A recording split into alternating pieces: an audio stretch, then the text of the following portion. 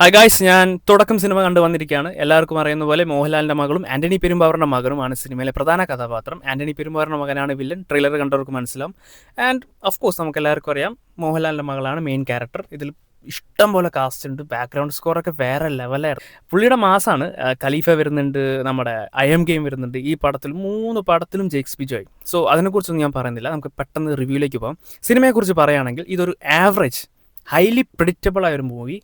വളരെ ആവറേജ് ആണ്. ഒരു വട്ടെങ്കിലും തിയേറ്ററിൽ പോയി കാണാൻ പറ്റും. മോശം പറയുന്നില്ല.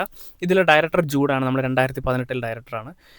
ആൻഡ് നമുക്ക് എല്ലാവരും കാത്തിരിക്കുന്ന ആ ഒരു നിമിഷം, മോഹൻലാലിൻ്റെ മകൾ എങ്ങനെ അഭിനയിച്ചു, ആൻ്റണി പെരുമ്പാവൂരിൻ്റെ മകൻ എങ്ങനെ അഭിനയിച്ചു.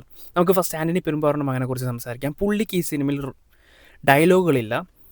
ആയതിനാലും പുള്ളിയുടെ ഈ ക്യാരക്ടർ പുള്ളി അടിപൊളിയായിട്ട് ചെയ്തിട്ട് ഒരു കുറ്റവും പറയാൻ കഴിയില്ല. പുള്ളി ജീവിച്ച് കാണിക്കുന്നുണ്ട്.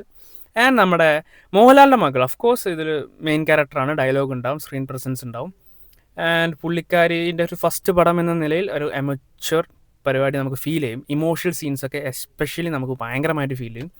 ആൻഡ് ക്ലൈമാക്സ് ഫൈറ്റ് സീൻസ് എല്ലാം പുള്ളിക്കാരി അടിപൊളിയായിരുന്നു. ആൻഡ് ഓഫ് കോഴ്സ് ഇതിൽ മോഹൻലാലിൻ്റെ ക്യാമിയോ ഉണ്ട്, ആൻ്റണി പെരുമ്പാവൂരിൻ്റെ ക്യാമിയോ ഉണ്ട്. ആൻ്റണി പെരുമ്പാവൂരിൻ്റെ ക്യാമിയോ എനിക്ക് വളരെ ഇഷ്ടമാണ്. പുള്ളി വന്നാലേ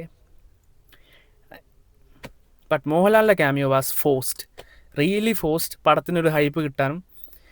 ആൻഡ് നമുക്ക് ലാസ്റ്റിലേക്ക് വിചാരിക്കും, ഇത് ഞാൻ സ്പോയിൽ ചെയ്യുന്നില്ല, നിങ്ങൾ തിയേറ്ററിൽ പോയി കാണുക.